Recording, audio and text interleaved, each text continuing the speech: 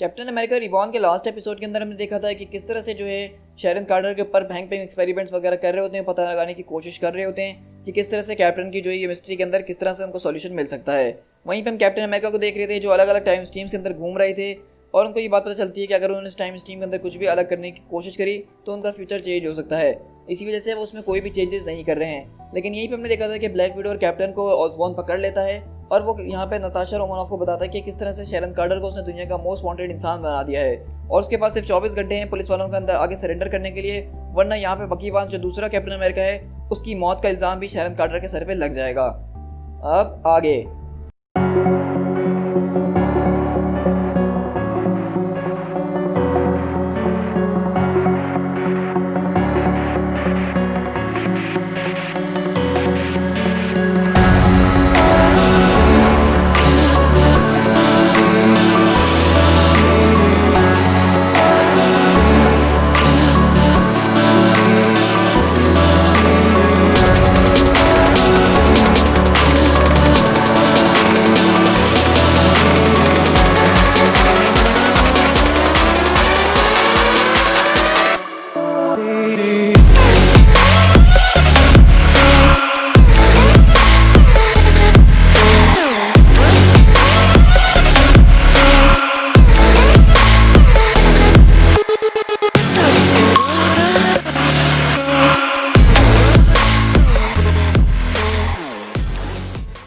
अब यहाँ से हम शिफ्ट होते हैं उस टाइम के अंदर जब कैप्टन अमेरिका का बर्फ़ के अंदर जमे हुए थे और कैप्टन अमेरिका यहाँ पे हमें बेसिकली ये बता रहे होते हैं कि किस तरह से वो बर्फ़ के अंदर जमे हुए भी हर चीज़ को देख रहे थे और बता दें कि यहाँ पे कुछ लोग जो उनको ढूंढते हुए आ गए थे और उनको वो एक किस्म का गॉड समझने लगे थे जिसको वो आइस गॉड के नाम से बुला रहे थे अपनी नेटिव ज़बान के अंदर। लेकिन अगले पल उनको पता है कि यहाँ पे कुछ और नहीं बल्कि एंग्री नेमोर यहाँ पे आने वाला है जो कि अपने गुस्से के अंदर बिल्कुल पागल हुआ होगा और उन लोगों को वहाँ से मार के बाहर भगा देगा। लेकिन उस वक्त नेमोर ने कैप्टन अमेरिका को उस बर्फ़ की गोली के अंदर नहीं देखा था और वो इस बर्फ़ की गोली को उठा के वापसी समंदर के अंदर फेंक देता है और कैप्टन अमेरिका ये चीज़ें अपनी आंखों के सामने देख ही रहे होते हैं। और यहाँ पे कैप्टन अमेरिका कहते हैं कि मैं जितना भी चिल्लाने की कोशिश क्यों ना कर लूँ, नेमोर मेरी कभी भी उस बर्फ़ के अंदर से आवाज़ सुन ही नहीं सकता था। लेकिन क्या करूँ, कोशिश करना तो वो मेरे बस में है ना और हमेशा मैं उसकी कोशिश करता ही रहूँगा। लेकिन हम यहीं पे देखते हैं कि वहाँ पे नेमोर जो है कैप्टन अमेरिका को नहीं देखता है और उस बर्फ़ के गोले को वापसी उठा के समंदर के अंदर फेंक देता है। और यहाँ से प्रेजेंट डे के अंदर शिफ्ट होते हैं आर्टिक ओशन के अंदर और ये वो जगह है जहाँ पे कैप्टन अमेरिका की बॉडी को दफनाया गया था, यानी कि उसी बर्फ़ के अंदर जहाँ से उनको पहले तलाश किया गया था। और अगर आप ये नहीं जानते कि ये कब हुआ था तो इसके लिए आप फॉलन सन वाली सीरीज़ देख लीजिए जो मेरे चैनल के ऊपर अपलोडेड है, जहाँ पे रीड रिचर्ड नेमोर वगैरह ने कैप्टन अमेरिका की बॉडी को इसी बर्फ़ के अंदर वापसी दफना दिया था जब उनकी मौत हुई थी। और यहीं पे हम देखते हैं कि रीड रिचर्ड आज यहाँ पे आए हुए थे विजिट करने के लिए कैप्टन अमेरिका की बॉडी को देखने के लिए। और वहीं पर अगले पल नेमोर भी निकल कर आता है और कहता है कि नेमोर थैंक्स, तुम इस मीटिंग के लिए आज वापसी यहाँ पे आए हो, मुझे लगा नहीं था कि तुम यहाँ पे आओगे। मेरे पास वैसे भी बहुत काम है रिचर्ड और मैं तुम्हारे लिए बिल्कुल भी नहीं आ सकता हूँ, मैं यहाँ पे सिर्फ कैप्टन अमेरिका के लिए आया हूँ। तो कहता है कि वेल इसका मतलब यही है कि आज यहाँ पे सिर्फ हम दोनों ही आने वाले हैं। तो मैं कहता हूँ कि हमें कैप्टन अमेरिका की ग्लास कॉफिन को ऊपर उठा लेना चाहिए ताकि उनकी रिमेन्स को हम एग्जामिन कर सकें। तो कहता है उसको मैं ऑलरेडी राइज कर चुका हूँ और तुम्हें जिस चीज़ को देखना है वो तुम आके यहाँ पे देख सकते हो।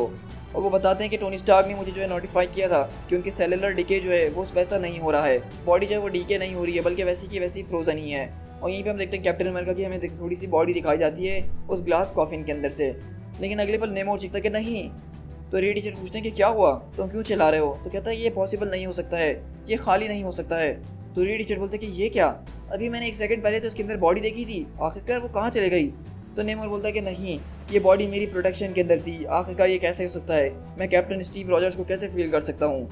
और यहीं पे हम देखते हैं रीड रिचर्ड बोलते हैं अब मुझे जो इसके ऊपर कुछ और इक्विपमेंट्स लेकर आने पड़ेंगे ताकि मैं टेम्पोरल स्कैन कर सकूं और इस चीज़ की जड़ तक जा सकूं, क्योंकि अभी कुछ देर पहले ही मैंने कैप्टन अमेरिका की बॉडी देखी है और वो मेरी आंखों के सामने से कैसे गायब हो सकती है। हैंक, क्या तुम मुझे सुन रहे हो। तो कहते हैं हाँ, मैं तुम्हें बिल्कुल लाउड एंड क्लियर सुन रहा हूँ और मेरे ख्याल से तुम्हें टीवी पे न्यूज़ सुननी चाहिए।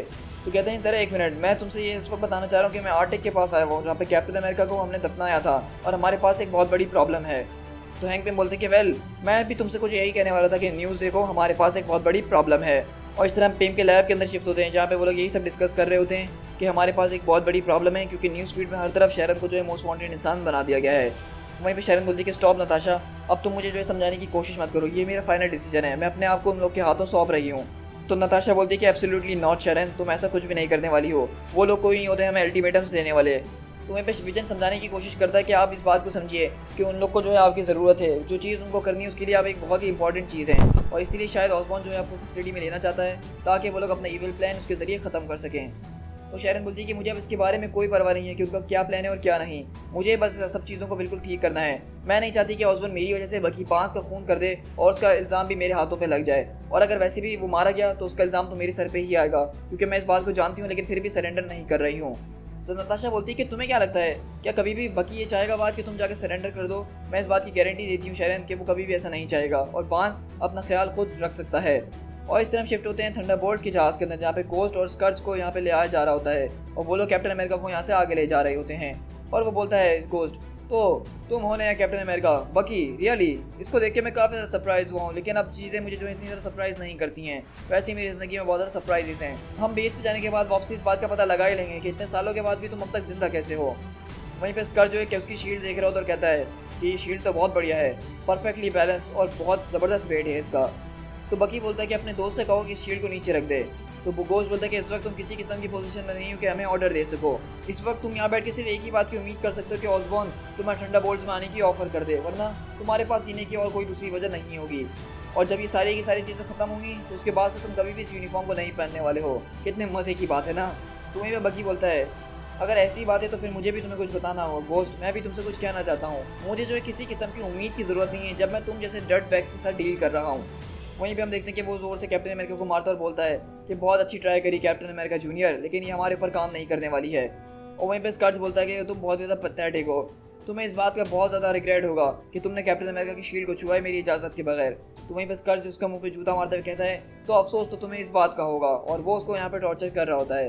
तो वहीं पे पैलाडिन बोलता है कि तुम लोग की ये हरकत बिल्कुल भी ठीक नहीं थी, हमें स्ट्रिक्ट ऑर्डर्स मिले थे ऑसबॉर्न की तरफ से कि प्रिजनर को हमें टच भी नहीं करना है। तो स्कर्च बोलता है कि अरे यार मैंने ज़रा सही छुआ है, वैसे भी इससे वो मर नहीं जाएगा। तो कहता है हाँ मैं जानता हूँ, लेकिन फिर भी हम इस तरह की सिचुएशन को बिल्कुल भी एस्केलेट नहीं कर सकते हैं। तो वहीं पे स्कर्च बोलता है कि यार वैसे भी वो हमारा क्या उखाड़ लेगा, वो है ही क्या चीज़, वो तो कोई सुपर सोल्जर भी नहीं है, वो तो एक नो बडी है और कुछ भी नहीं। और यहीं से हम शिफ्ट होते हैं स्टीव रॉजर्स के पास, जो कि इस वक्त एक स्कल शिप के अंदर है, क्योंकि ये क्री स्कल वार की बात है जब कैप्टन अमेरिका वहाँ पे लड़ा करते थे और वो दोबारा से यही दिन जी रहे हैं। और यहाँ हम देखते हैं कि किस तरह से वो यहाँ पे ज़बरदस्त किस्म से स्कल्स की पिटाई कर रहे हैं। और यहाँ पे हम देखते हैं गोलायत, जो कि इस टाइम पे दरअसल क्लिंट बार्टन है, जो कि इस वक्त हॉकाई का मेंटल नहीं बल्कि गोलायत के मेंटल से चलता था। और यहाँ पे वो जो स्कल जहाज़ के अंदर मौजूद है, और वो यही बता रहे होते कि किस तरह से इस दिन हमने बहुत सारे लोगों की कुर्बानियाँ दी थी, बहुत सारे अच्छे लोग मारे गए थे एक जंग को ख़त्म करने के लिए। और हमेशा से अर्थ जो है वो फोकल पॉइंट ही रही है क्री स्कल वॉर का ही।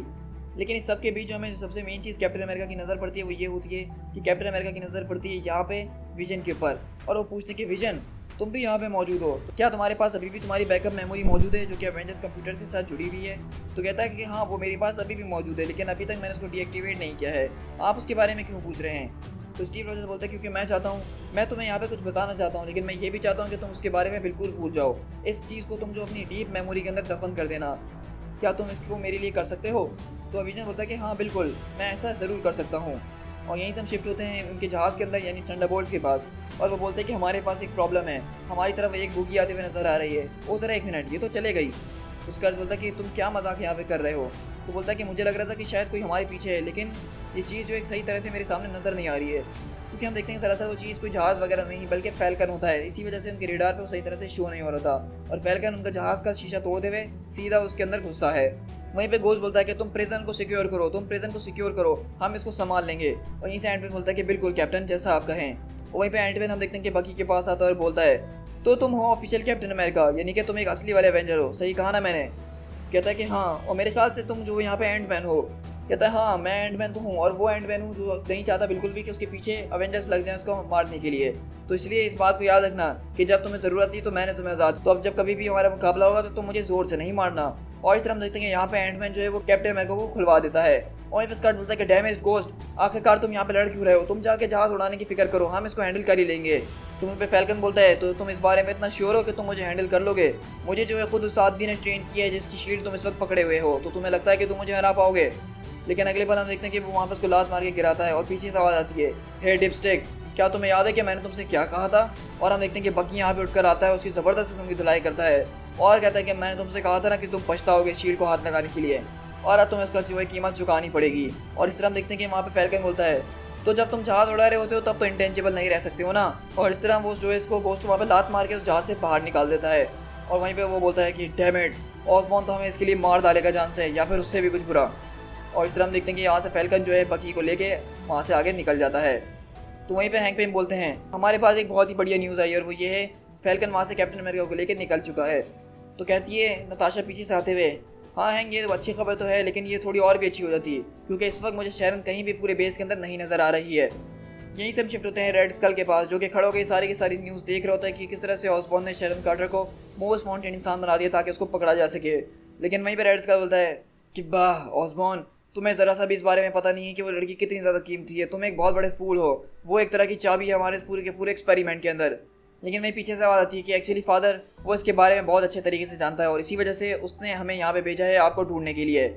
हम देखते हैं कि यहाँ पे सिन और क्रॉसबोन्स आते हैं और क्रॉसबोन्स बोलता है, बॉस अब गेम में वापसी लौटाने का वक्त आ गया है, हम आपको लेने आए हैं। तुम्हें पे रेड स्कल बोलता है कि नहीं नहीं, मेरी तरफ मत देखो, कम से कम इस तरह तो नहीं, मेरी बॉडी वो बिल्कुल भी कुछ नहीं है इस वक्त, प्लीज़ मुझे नहीं देखो। लेकिन सिन बोलते हैं it's okay father, it's okay, doctor आर्मज़ोला ने एक प्रेजेंट भिजवाया आपके लिए जिसको देख के आपको शायद थोड़ी बहुत खुशी होगी। ये आप तब तक के लिए पहन सकते हैं जब तक आपकी रियल बॉडी आपके काबू में नहीं आ जाती, वो बॉडी जो आप डिजर्व करते हैं। और इस तरह हम देखते हैं कि वो उसको एक रेड स्कल की खोपड़ी देते हैं उस रोबोटिक बॉडी के ऊपर लगाने के लिए, और वो रेड स्कल लगाते हुए बोलता है कि हाँ हाँ तुम ठीक कह रही हो, ये उससे तो बेहतर है। तो सिन बोलती है कि फादर हम सब कुछ जो है ठीक कर देंगे, बस हम एक बार लैटवेरिया पहुंच जाएं। और आपको पता है कि लैटवेरिया के अंदर कोई और नहीं बल्कि डॉक्टर डूम जो है वो राज करता है। मतलब अब इन लोग का प्लान है कि यहाँ से ये लोग सब जो है डॉक्टर डूम के पास लैटवेरिया जाएंगे।